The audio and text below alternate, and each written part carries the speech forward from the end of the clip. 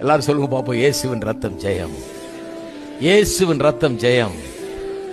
நான் பார்த்திருக்கேன் எத்தனை ஆபத்திலிருந்து அது காத்திருக்கிறது, எத்தனை பிசாசின் கிரியைகள் இருந்து விடுவித்திருக்கிறது, எத்தனை பிசாசுகளை ஓட செஞ்சிருக்குது, எத்தனை ஜெயத்தை அது கொண்டு வந்திருக்குது, எத்தனை குறைகளை அது போக்கி இருக்குது, எத்தனை நிறைவை அது உண்டாக்கி இருக்குதுன்னு நான் பார்த்திருக்கேன். யார் இல்லைன்னு சொல்லவே முடியாது.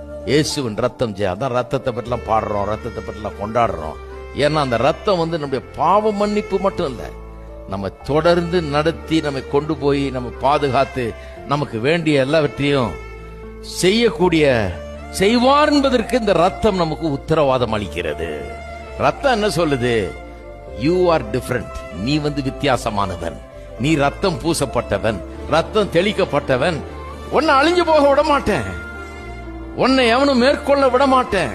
உன்னுடைய எதிரிகள் ஒரு வழியா 7 வழியா ஓடி போவார்கள், எல்லாரும் கண்டு உன்னை கண்டு பயப்படுவார்கள் என்றாரு. ஏன்னா ரத்தம் தெளிக்கப்பட்டவர்கள்.